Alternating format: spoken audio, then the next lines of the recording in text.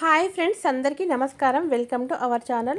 ముందుగా నా ఛానల్ని సబ్స్క్రైబ్ చేసుకున్న వాళ్ళందరికీ థ్యాంక్ యూ సో మచ్ అండి. నా వీడియోస్ చూస్తున్న వాళ్ళందరికీ కూడా థ్యాంక్ యూ సో మచ్ అండి. నా వీడియోస్ కనుక మీకు నచ్చినట్టయితే లైక్ చేయండి, షేర్ చేయండి, నా ఛానల్ని సబ్స్క్రైబ్ చేసుకోండి.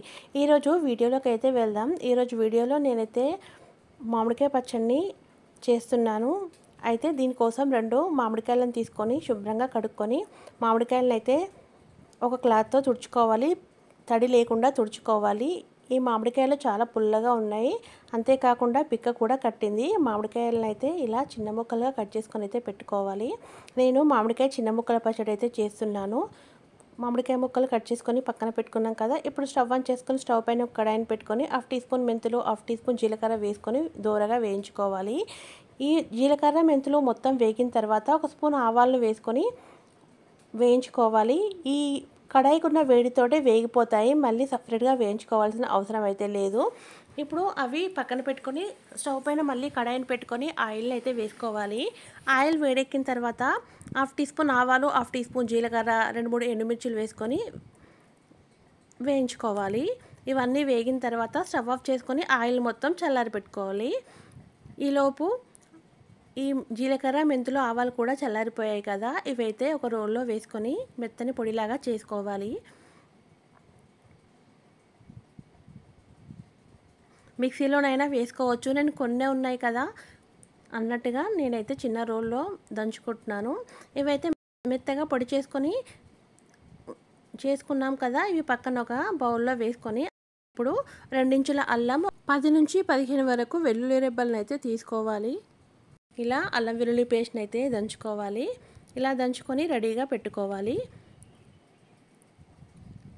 ఇప్పుడు ముక్కలు కలుపుకోవడం కోసం ఒక చిన్న బేషన్ అయితే తీసుకున్నాను. అలాగే మామిడికాయ ముక్కలను కొలతతో చేస్తున్నాను కాబట్టి ఒక చిన్న బౌల్ తీసుకొని అయితే కొలుచుకుంటున్నాను. మామిడికాయ ముక్కలు అయితే నాకు 2 బౌల్స్ అయితే వచ్చాయి. దీంతో మనం అన్నీ మెజర్ చేసుకుందాం. ఉప్పు, కారం అయితే మెజర్ చేసుకుందాం. ఇప్పుడు 2 కప్పుల ముక్కలకి 1/2 కప్పు కంటే ఒక స్పూన్ ఎక్కువ కారము, 1/2 కప్పు ఉప్పునైతే తీసుకోవాలి. ఇప్పుడు మనం వేయించుకొని పొడి చేసుకున్న జీలకర్ర, మెంతి, ఆవ పిండి ఉంది కదా, అది కూడా వేసుకొని మొత్తం కలిసేలాగా కలుపుకోవాలి. ఒక బేషన్లో వేసుకొని మొత్తం కలిసేలాగా కలుపుకోవాలి. ఇప్పుడైతే మనం దంచి పెట్టుకున్న అల్లం వెల్లుల్లి పేస్ట్ ఉంది కదా, అల్లం వెల్లుల్లి పేస్ట్ ముద్దను కూడా వేసుకొని కలుపుకోవాలి.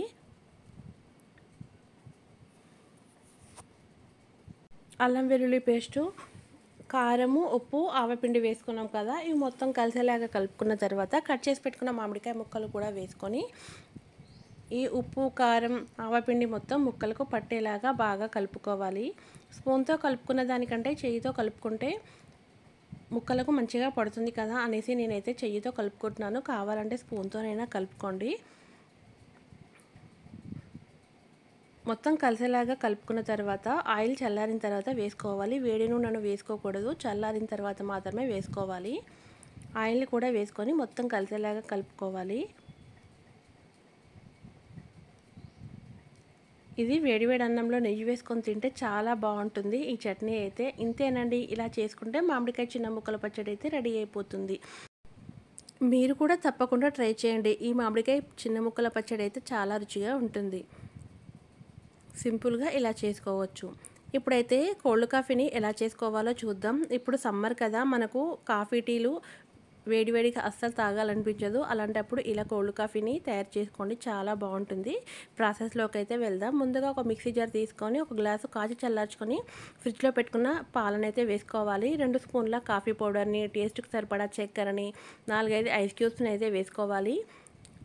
ఇప్పుడు మూత పెట్టుకొని ఇదైతే మిక్సీ పట్టుకుందాం. ఇలా క్రీమీ టెక్స్చర్ వచ్చేంత వరకు మిక్సీ పట్టుకోవాలి. ఇలా మిక్సీ పట్టుకుంటే కమ్మనైన కోల్డ్ కాఫీ అయితే రెడీ అయిపోతుంది. ఈ కోల్డ్ కాఫీ చాలా రుచిగా ఉంటుంది. అయితే నేను ఒక గ్లాస్ తీసుకొని దానికైతే ఇలా గార్నిష్ కోసం అనేసి కొంచెం చాక్లెట్ సిరప్ అయితే వేసుకుంటున్నాను. వీడియోలో కూడా కొంచెం అందంగా కనపడడం కోసం అయితే గార్నిష్ చేసుకుంటున్నాను. ఇప్పుడైతే కాఫీని అయితే కప్లో వేసుకుందాం. ఇలా చేసుకుంటే చల్ల చల్లగా చాలా కమ్మగా ఉండే కోల్డ్ కాఫీ అయితే రెడీ అయిపోతుంది. కోల్డ్ కాఫీ అయితే చాలా రుచిగా ఉంటుంది. పైనుంచి గార్నిష్ కోసం కొద్దిగా చాక్లెట్ సిరప్ అయితే వేసుకుంటున్నాను. మీ దగ్గర ఉంటే వేసుకోండి, లేదంటే స్కిప్ చేసుకోండి. కంపల్సరీ అయితే ఏం కాదు. పైనుంచి కొద్దిగా కాఫీ పౌడర్ని కానీ లేకపోతే చాక్లెట్ని కానీ చాప్ చేసుకొని అయినా వేసుకోవచ్చు. ఇలా చేసుకుంటే కమ్మనైన కోల్డ్ కాఫీ అయితే రెడీ అయిపోతుంది. మీరు కూడా తప్పకుండా ట్రై చేయండి. ఇదండి ఇవాల్టి వీడియో. రేపటి వీడియోలో మళ్ళీ కలుసుకుందాం. నా వీడియోస్ కనుక మీకు నచ్చినట్టయితే లైక్ చేయండి, నా ఛానల్ని సబ్స్క్రైబ్ చేసుకోండి. Thank you so much for watching.